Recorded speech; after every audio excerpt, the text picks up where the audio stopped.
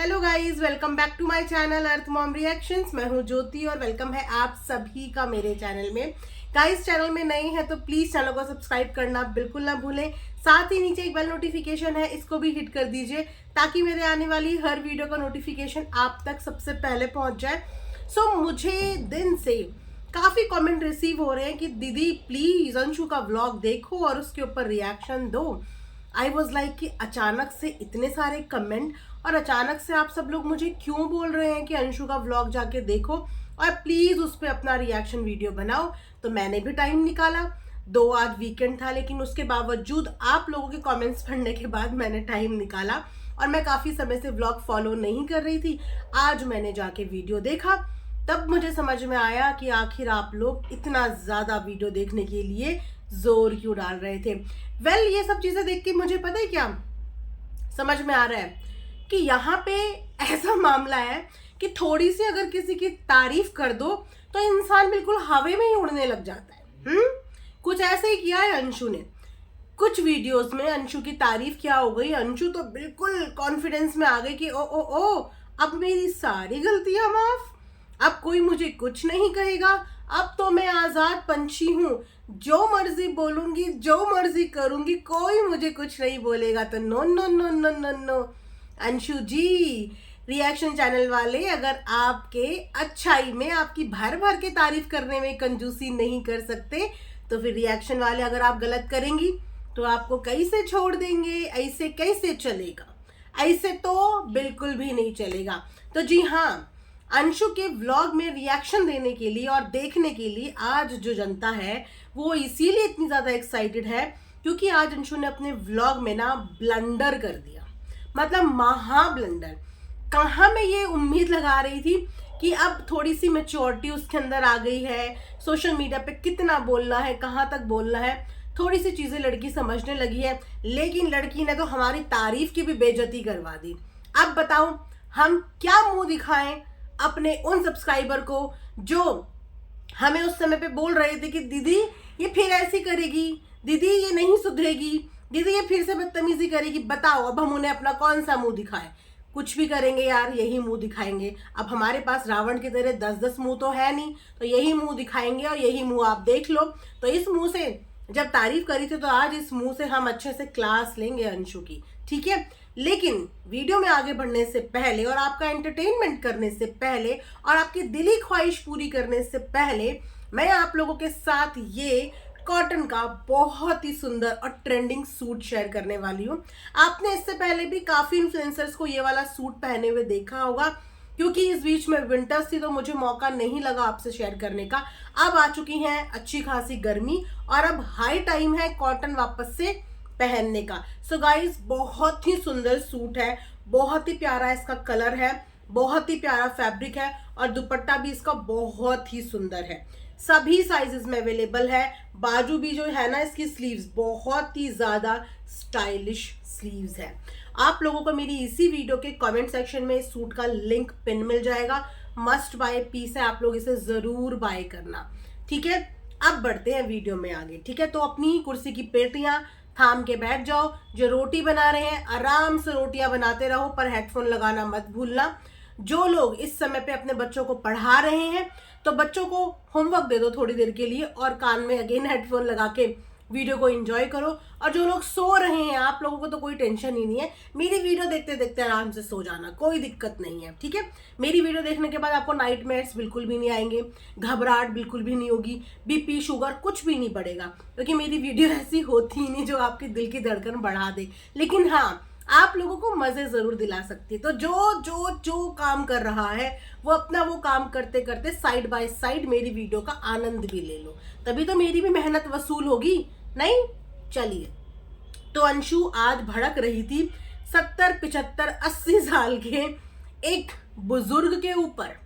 जी हाँ, अंशु क्यों भड़क रही थी इन बुजुर्ग के ऊपर? हालांकि मैंने अपनी वीडियो में कई बार इस बात की रिक्वेस्ट करी है कि बहन थोड़ा सा हिंदी में बोल लिया करो, और अगर कभी अपनी लैंग्वेज में बोलते भी हो तो दोबारा जब रिपीट करते हो तो वापस से हिंदी में उसे रिपीट करा करो, ताकि हम जो हिंदी समझने वाली ऑडियंस है थोड़ा सा हमारा भी भला हो जाए, थोड़ा सा हमें भी समझ में आ जाए। वेल, जितना समझ में आया उतना बता रही हूँ। अगर आप लोगों को वो एग्जैक्ट वर्ड का मीनिंग समझ में आया है, और आया होगा डेफिनेटली, तो आप लोग मुझे कमेंट्स में बताना कि एग्जैक्टली उन बूढ़े बाबा जी ने आखिर अंशु को ऐसा क्या बोल दिया कि उसको इतनी जोर से मिर्ची लगी।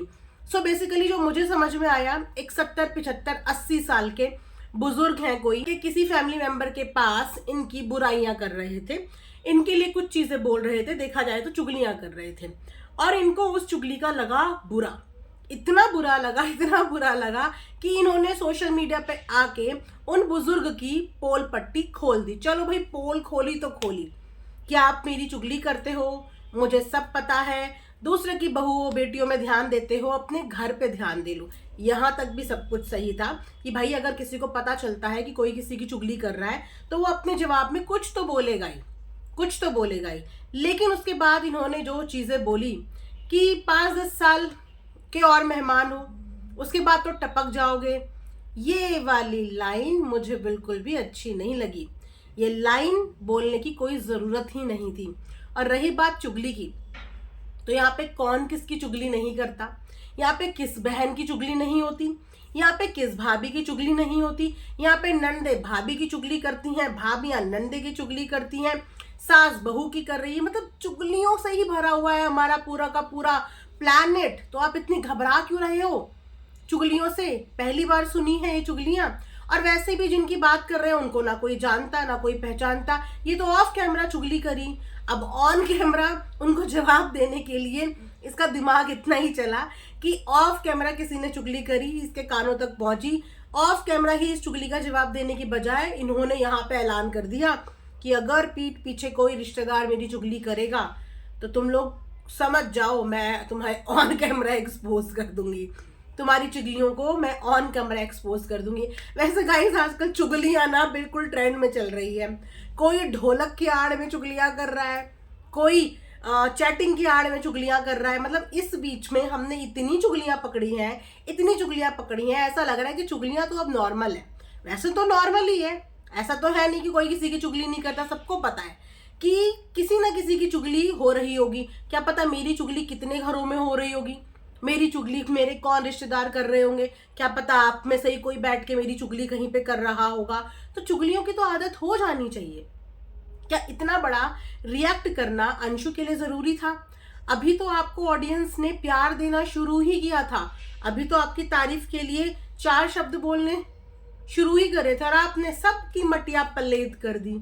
हाँ, जब इंसान 70, 75, 80 साल का हो जाता है ना, तो बोला जाता है कि उसका बचपन वापस से रिपीट हो रहा है। बच्चे में और बुजुर्ग में यही समानता होती है कि उनको फिर कुछ भी सूझबूझ नहीं होता। और बड़े बुजुर्गों का तो टाइम पास ही चुगली करना है, मानोगे ना आप, टाइम पास ही चुगली करना है। यहाँ तो जवान जवान लोग भी चुगली चकारी करने बैठ जाते हैं, तो आप बूढ़े लोगों से उनका एंटरटेनमेंट थोड़ी छीन लोगे, उनका टाइम पास होता है ये, समझो।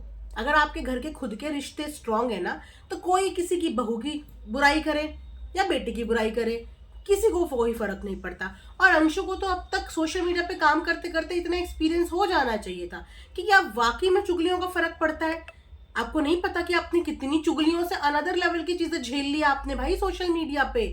आपने यहाँ पे ट्रोलिंग झेल ली, सामने सामने की चुगलियां झेल ली, सब कुछ झेल चुकी हुआ। उसके अलावा दुनिया का सबसे दर्द भरा पल भी आपने जीत लिया। आपने दुनिया में इतना दर्द, इतनी तकलीफ, इतनी चुगलियां झेल ली है कि उसके बाद आपको पक्का हो जाना चाहिए चुगलियों के मामले में। लेकिन अपना मुंह खराब नहीं करना चाहिए, क्योंकि उनकी उम्र जो अंशु ने बताई, उस उम्र में हम किसी इंसान से ना तो समझदारी की एक्सपेक्टेशन करते हैं, क्या फायदा होगा। ये वीडियो अगर वो देखेंगे भी तो उनको क्या ही फर्क पड़ रहा। वो उम्र के ऐसे मोड़ पे हैं कि उन्हें अब किसी चीज का कोई फर्क नहीं पड़ने वाला, ना तो बेइज्जती का फर्क पड़ेगा ना ही किसी चीज का फर्क पड़ेगा, क्योंकि आपने खुद ही बोल दिया ना कि 5-10 साल के और मेहमान है। तो जो इंसान ऑलरेडी अपनी जिंदगी की इतनी सारे साल जी चुका है, उसको अब इन चीजों से कोई फर्क, उसका वो नेचर हो चुका है और वो नेचर वो किसी के भी बदलने पे नहीं बदलेगा, राइट।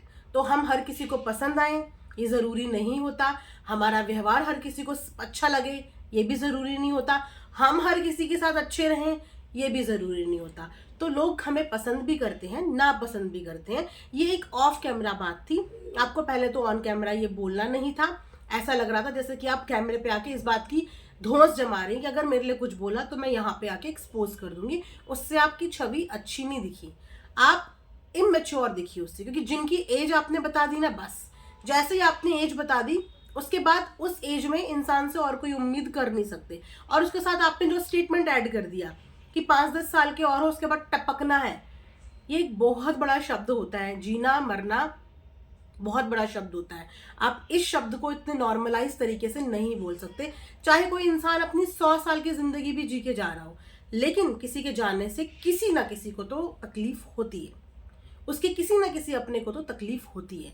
तो कभी भी गुस्से में अपना जुबान इतनी नहीं खोलनी चाहिए कि आप कुछ भी बोल दो, है ना। उनकी जिंदगी की किसी ना किसी को तो वैल्यू होगी। आपने तो बहुत आसानी से बोल दिया कि 5-10 साल में ये हो जाओगे, पर ऐसी बातें नहीं करनी चाहिए।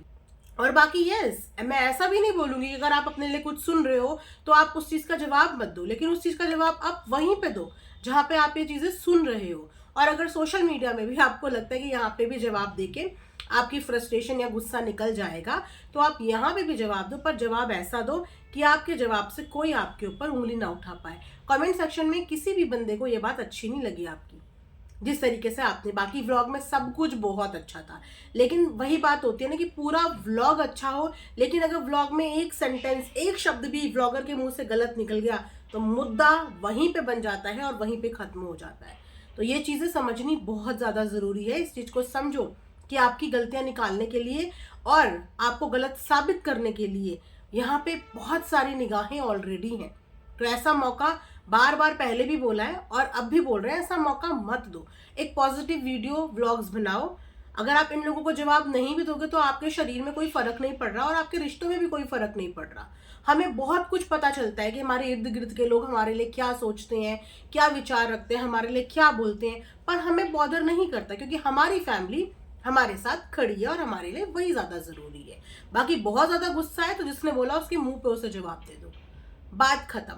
लेकिन इतना गंदे तरीके से सोशल मीडिया पे अगर आप अपने आप को प्रेजेंट करोगे तो डेफिनेटली उस पर बात होगी और वो चीज़ें अच्छी नहीं लगेंगी, जिस तरीके से ये चीज़ अच्छी नहीं लगी। तो मैंने सोचा कि चलिए, मैंने क्या सोचा, मुझे तो खुद ऑडियंस शिकायत लेके आई। अब तो ऐसा फील होने लगा है कि हम जो है ना वो टीचर बन गए हैं और ये सारे व्लॉगर्स जो है ना ये स्टूडेंट हैं।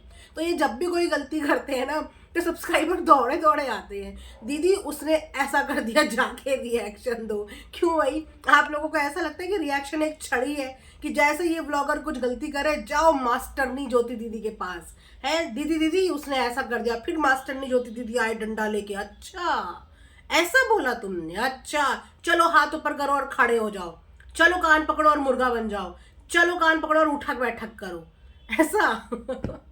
तो अब ठीक है, सुकून मिल गया, मजा आ गया।